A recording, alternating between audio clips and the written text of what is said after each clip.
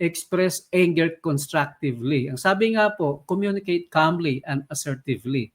So, state your feelings clearly without attacking the other person. So, sinabi natin kanina, instead of attacking the person, no, sapagkat galit ka, sabihin mo yung feelings mo kung nararamdaman mo. Hindi mo sasabihin yung ugali ng isang tao.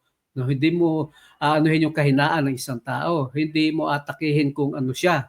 No? State your feelings. Communicate calmly and assertively. And then, problem solve. Win-win solution nga po yan eh. Focus on solution, not blame. No? Pwedeng magtanong, what can be done to prevent this next time? So, halimbawa, para maiwasan yung sa susunod na yun, anong kailangan mong gawin? So, pinag-aaralan na po yan. Physical release.